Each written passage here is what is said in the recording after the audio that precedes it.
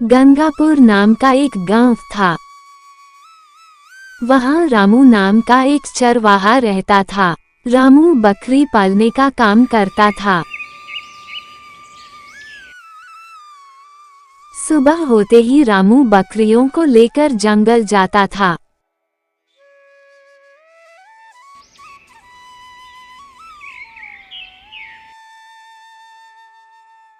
और शाम होते ही बकरियों को लेकर वापस घर आ जाता था। एक दिन रामू जंगल में बकरियों को चरा रहा था, तभी उसे प्यास लगती है। रामू पास में ही एक छोटी सी नदी में पानी पीने के लिए जाता है। पानी पीते समय रामू को पानी के भीतर एक चमकीला पत्थर दिखाई देता है। अरे ये पत्थर कितना चमकीला है। इस पत्थर से मेरी कुल्हाड़ी में अच्छी धार लगेगी। इस पत्थर को मैं अपने साथ ले चलता हूँ।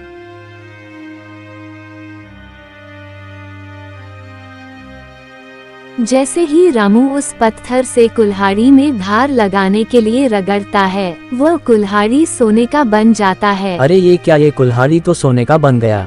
लगता है ये पत्थर कोई साधारण पत्थर नहीं, जादुई पत्थर है। रामू उस पत्थर को लेकर घर आ जाता है।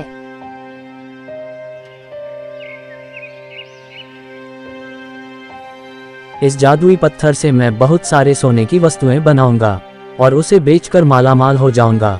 भगवान ने मेरी गरीबी के दिन दूर कर दिए।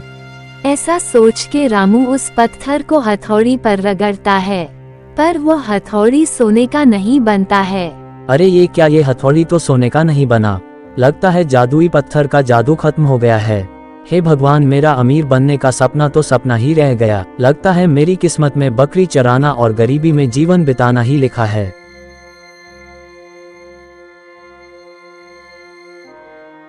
रामू उदास होकर सो जाता है।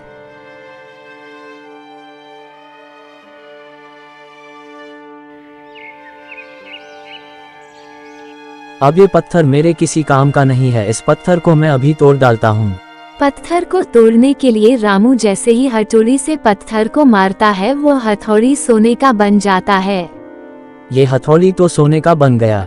मुझे तो लगा था कि जादुई पत्थर का जादू समाप्त हो गया है, लेकिन इसका जादू तो अभी भी काम कर रहा है। लगता है जादुई पत्थर का जादू केवल दिन में ही काम करता है। अब मैं सच में अमीर आदमी बन जाऊंगा और बड़े आराम से जीवन यापन करूंगा।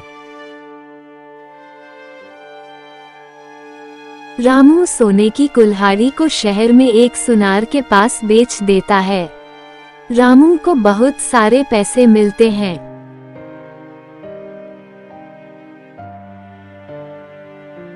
दूसरे दिन रामू सोने की हथौड़ी को बेचता है और पैसे लेकर वापस आ जाता है। इससे सुनार को रामू पर संदेह हो जाता है। ये रामू तो दिखने में मामूली आदमी जान पड़ता है, पर इसके पास सोने की इतनी कीमती सामान कहां से आया होगा। लगता है रामू चोरी करके ये सामान ला रहा है और मेरे पास बेच रहा है। मुझे इसकी शिकायत राजा से करना चाहिए।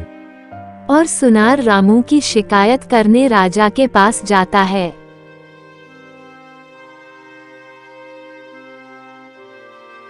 महाराज की जय हो। महाराज, रामू नाम का एक गरीब आदमी कल मेरे पास सोने की कुल्हाड़ी बेच कर गया और आज सोने की हथौड़ी बेच कर गया है।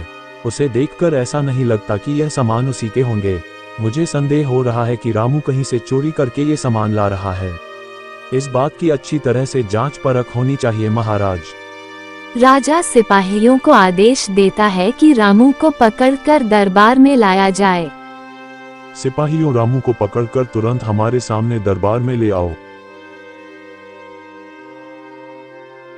सिपाही रामू को पकड़कर राजा के पास ले आते हैं।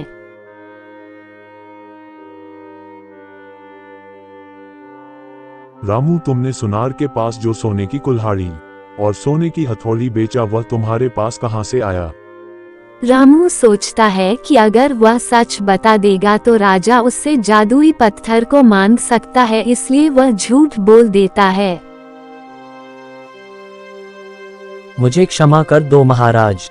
मैंने वह दोनों सामान शहर के एक सेठ के घर से चोरी किया था।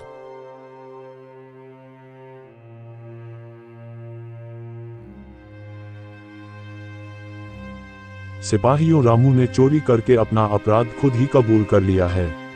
इसे 1 साल के लिए कारागृह में डाल दो। रामू को कारागृह में डाल दिया जाता है।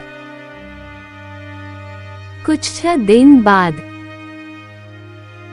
कहो मंत्री, क्या समाचार लाए हो?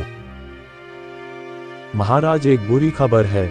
पड़ोसी राज्य के राजा ने संदेश भेजा है कि आप उनसे संधि कर ले, वरना युद्ध के लिए तैयार रहें। संधि करने का मतलब है हार स्वीकार करना, और मैं कभी हार स्वीकार नहीं करूंगा, चाहे मुझे युद्ध ही क्यों न करना पड़े।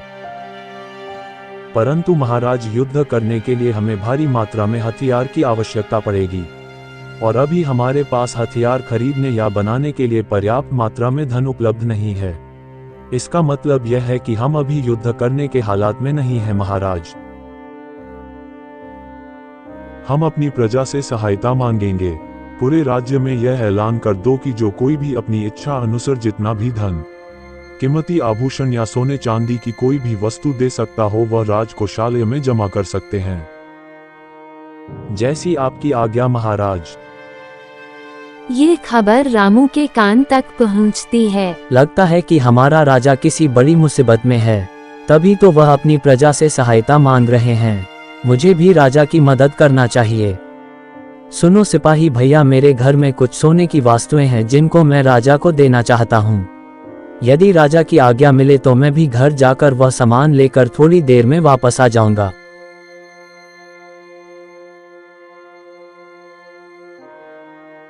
सिपाही राजा के पास जाता है और पूरी बात राजा को बताता है। ठीक है, रामू से कह दो कि वह सुबह चला जाए और शाम तक वापस यहाँ आ जाए। रामू घर जाता है और जादुई पत्थर से बहुत सारे सोने की वस्तुएं बनाकर लाता है। उस समय राजा बगीचे में सैर कर रहे थे। रामू सीधे राजा के पास जा पहुंचता है। महाराज, ये सभी चीजें असली सोने से बना हुआ है, इसे आप रख लीजिए। क्या इतनी सारी सोने की वस्तुएं तुम्हारे पास कहां से आया? कहीं तुमने फिर से चोरी तो नहीं की है? महाराज, मेरे पास एक जादुई पत्थर है जिसे किसी भी लोहे की वस्तु को रगड़ने पर वह सोने का बन जाता है। उसी जादुई पत्थर से मैंने ये सब सामान बनाया है महाराज। आप ही सोचिए महाराज कि इतने दिन तक कारागृह में मैं बंद था, तो फिर आज ही कहां से ये सब सामान चोरी करके ला पाता। राजा को रामू की बात पर विश्वास हो जाता है और राजा रामू की सजा माफ कर देता है। रामू द्वारा दिए गए सोने के वस्तुओं से राजा हथियार खरीदता है और युद्ध जीत जाता है।